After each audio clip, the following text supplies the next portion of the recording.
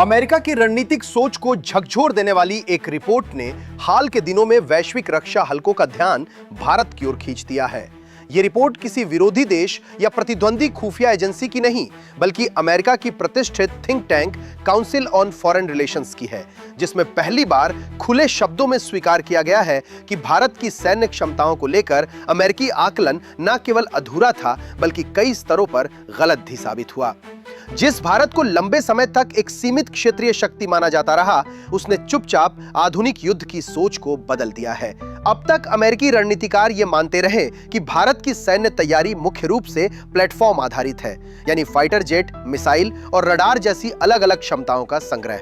लेकिन सीएफआर की रिपोर्ट बताती है कि भारत इससे आगे बढ़कर एक ऐसे नेटवर्क केंद्रित युद्ध ढांचे का निर्माण कर चुका है, जहां अलग-अलग प्लेटफॉर्म एक साझा डिजिटल कमांड सिस्टम के तहत काम करते हैं। अमेरिका दशकों से अपने नाटो केंद्रित C4ISR नेटवर्क को अपनी वैश्विक सैन्य बढ़त की रीढ़ मानता रहा है, जिसके जरिए वो न केवल अपनी सेना बल्कि पूरे नाटो सुरक्षा ढांचे पर प्रभावी नियंत्रण बनाए रखता है। इसी सोच के तहत अमेरिका का यह विश्वास रहा कि जो भी देश उसके अत्याधुनिक हथियार खरीदेगा, उसे अनिवार्य रूप से इसी नेटवर्क का हिस्सा बनना होगा।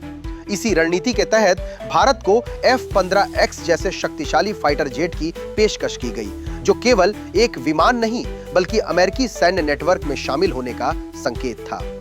लेकिन यहीं अमेरिका का आकलन चूक गया। भारत ने ना तो नाटो नेटवर्क में शामिल होने की इच्छा दिखाई और ना ही अमेरिकी सैन्य ढांचे पर निर्भर बनने का रास्ता चुना। इसके बजाय भारत ने अपनी रणनीतिक स्वायत्तता को प्राथमिकता देते हुए स्वदेशी नेटवर्क फ्यूजन आर्किटेक्चर के निर्माण पर जोर दिया।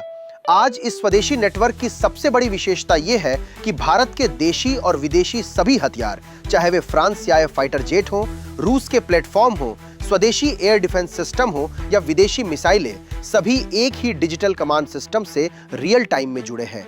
एवैक्स विमान, जमीनी रडार और भारतीय सैन्य उपग्रह मिलकर इस पूरे ढांचे को लगातार डेटा उपलब्ध कराते हैं। सीएफआर रिपोर्ट के अनुसार यह नेटवर्क केवल सूचना साझा करने तक सीमित नहीं है, बल्कि निर्णय लेने की प्रक्रिया को भी पूरी तरह बदल देता है। अब सिस्टम सेकंडों में यह तय कर सकता है कि किसी लक्ष्य पर फाइटर जेट से हमला करना बेहतर होगा या जमीन से मिसाइल दागना, जिससे प्रतिक्रिया समय बेहद कम हो गया है और युद्ध क्षमता कहीं अधिक सटीक और संतुलित हो गई है। रिपोर्ट यह भी रेखांकित करती है कि नाटो के भीतर भी इस स्तर का पूर्ण एकीकृत नेटवर्क आज केवल अमेरिका के पास ही मौजूद है, जबकि कई यूरोपीय देशों के पास अत्याधुनिक विमान होने के बावजूद स्वतंत्र और बहुस्तरीय नेटवर्क की कमी है। इसके बावजूद भारत ने बिना किसी सैन्य गठबंधन का हिस्सा बने और बिना अमेरिकी नेटवर्क पर निर्भर हुए ये क्षमता हासिल कर ली। यही कारण है कि अमेरिका की मौजूदा चिंता भारत की सैन्य संख्या या तैनाती को लेकर नहीं, बल्कि उसकी नेटवर्क आधारित युद्ध क्षमता और स्वदेशी मिसाइल इकोसिस्टम को लेकर है, जो भविष्य के युद्धों में शक्ति संतुलन बदलने की क्षमता रखता है। सीएफआर की यह रिपोर्ट इस बात का संकेत है कि भारत अब केवल एक उभरती शक्ति नहीं रहा, बल्कि आधुनिक युद्ध की दिशा तय करने वाला एक स्वतंत्र और आत्मनिर्भर रणनीतिक खिलाड़ी बन चुका है।